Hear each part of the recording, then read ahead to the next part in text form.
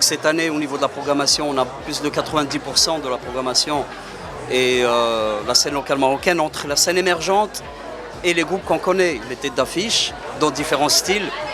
Et donc voilà, oui, pour nous, on est en train de traquer les nouvelles têtes, les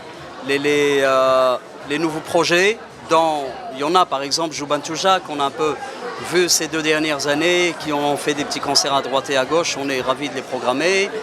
Des artistes comme Rtek, la scène hip-hop et trap est très très prolifique. On a Vargas, Abdo, vraiment c'est la jeune scène qui monte à côté de Moby Dick Mocho et puis d'El Grande Toto qui aujourd'hui tourne un peu partout dans le monde.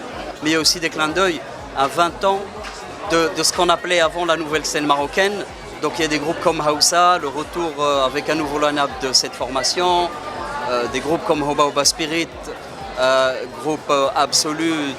Vraiment, nous on est harcelés par le public pour les programmer. Between Atna, d'après les 3 jurys de la présélection,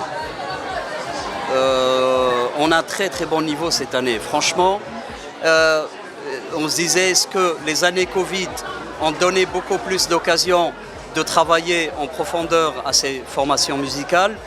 Mais franchement, il y a eu de très très belles surprises et je vous invite à venir voir au tremplin découvrir ces 17 groupes qui nous viennent de à peu près 10 villes du Maroc, de Gersif, Oujda, Fès, Tanja, Marrakech, Casa, Mohamedia, Esfi. Et on est ravis aussi de cette diversité et voilà que toutes ces villes soient représentées, c'est très important.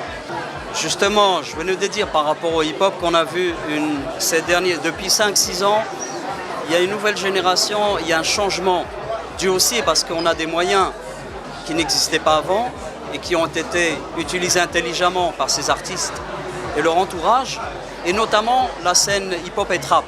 Peut-être parce que dans la culture hip-hop, il y a de l'autogestion, ils sont indépendants, il y a l'artiste, mais à côté de l'artiste, il y a toujours des graphistes, des gens de la production, de la vidéo, des managers. Il y a des gens qui ils n'attendent rien du mainstream ou on va dire d'autres structures pour pouvoir vivre.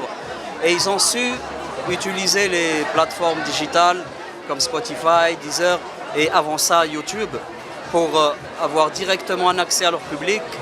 Et ça c'est important, c'est ce qui explique leur succès aussi. On a des artistes qui ont des millions de vues et qui vivent de leur musique, qui sont entourés de professionnels.